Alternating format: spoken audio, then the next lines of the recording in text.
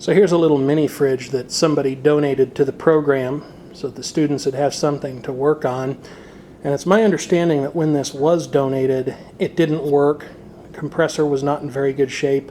I'm told that it wouldn't start most of the time.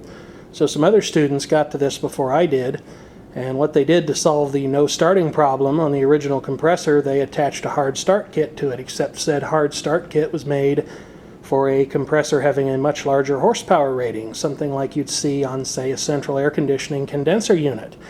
And that did get the bulky compressor to start and run for a period of about 7 minutes. When I came in to work on my projects, it had been shut off for an hour, and the compressor housing was still way too hot to the touch.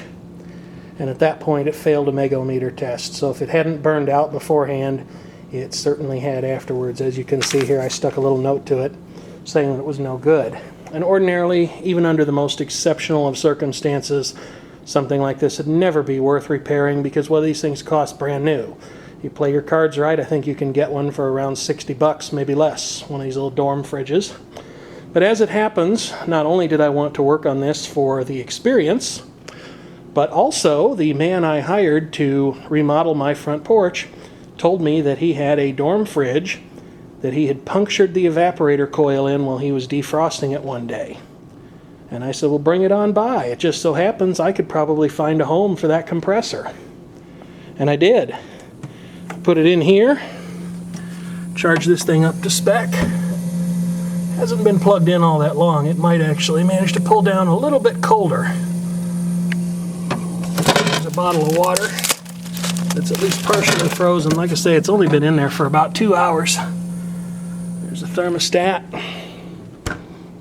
And we'll go around to the back here. And I'm going to tell you right now, I welcome all kinds of viewpoints, even dissenting viewpoints. Don't be a jerk. It doesn't make my day having to deal with you. And I know that I'm just starting out in this field, and I'll readily admit to you that I suck at brazing. But I can tell you right now, this is the donor compressor, and it sat here with dry nitrogen at 100 pounds pressure on it for a week, and it didn't slip the tiniest amount. So it may not look real pretty, but it is definitely holding pressure. And like I say, it's charged with 134A refrigerant right now. As the original specifications indicate, these things do not take much. 1.6 ounces, this is the spec on this. And you have to be very careful when you charge them, because you can lose that in your hoses very, very easily.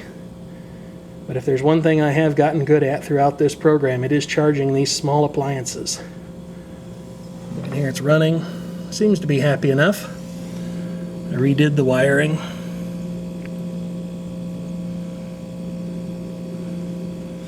Got it all zip tied out of the way. Actually reused the cord from the donor fridge because I liked it better.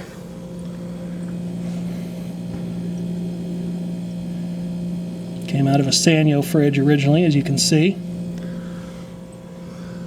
There's a service fitting on the suction side.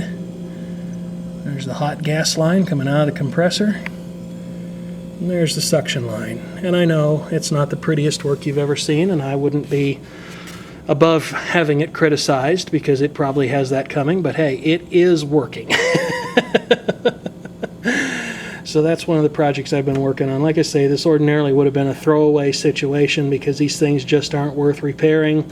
But all the stars fell into line, and it was certainly good from an experience perspective. And this condenser coil on the back here is getting nice and hot.